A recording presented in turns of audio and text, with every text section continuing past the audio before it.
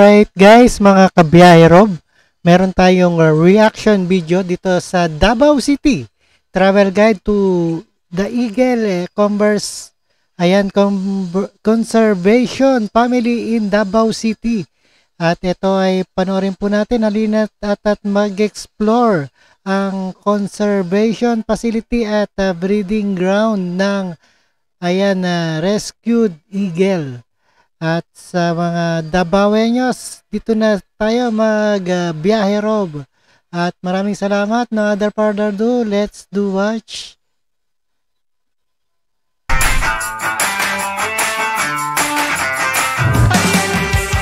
Another day, another trip tayo ngayong araw. At syempre, hindi lang ordinaryong trip dahil I'm sure marami tayong matutuklasan maya-maya. Pupunta lang naman tayo sa isa sa pinakasikat na tour spot ng Davao City, ang Philippine Eagle Center. Let's go!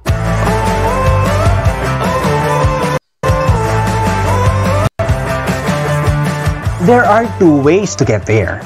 One is pwedeng mag-commute. Sasakay lang tayo ng van mula sa terminal sa may bangkerohan, papuntang Kalinan.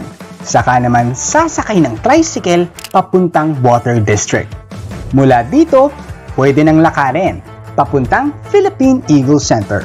This will all cost you more or less 150 pesos per person.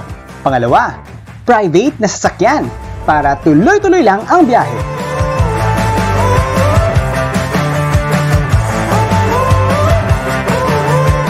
Good morning!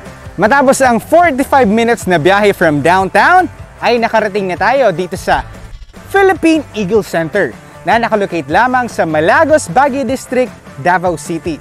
So, let's go ahead and explore the place.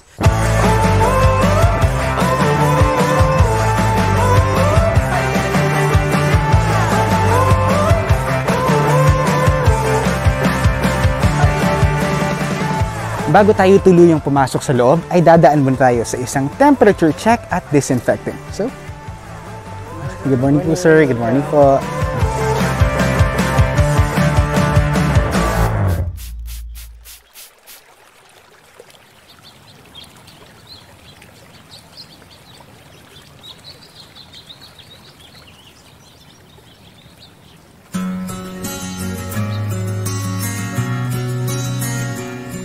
Unang bubungad sa'yo ang tunog ng mga ibon. At kung ikaw ay nature lover, siguradong gaganahan ka sa relaxing na view at fresh air.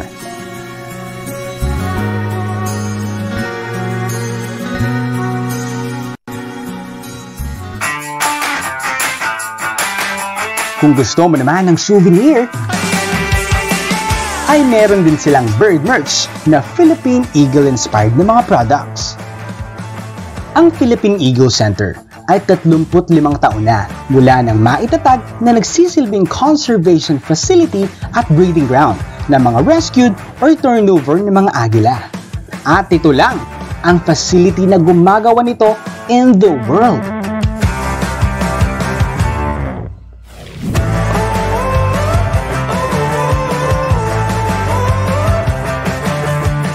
At bukod sa mga agila, meron ding nakahouse dito na iba pang mga hayop, gaya ng buhaya, mga unggoy,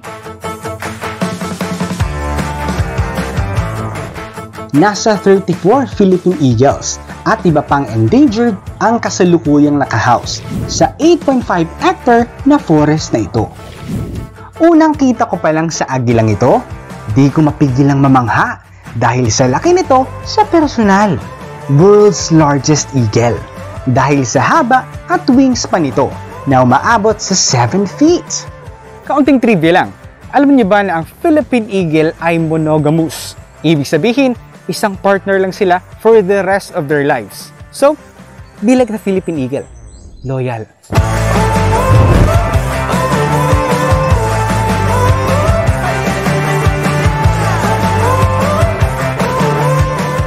Let me introduce to you Vigo.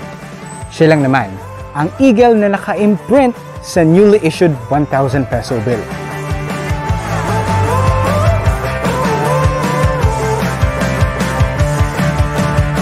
Nag-enjoy ba kayo sa trip natin ngayong araw?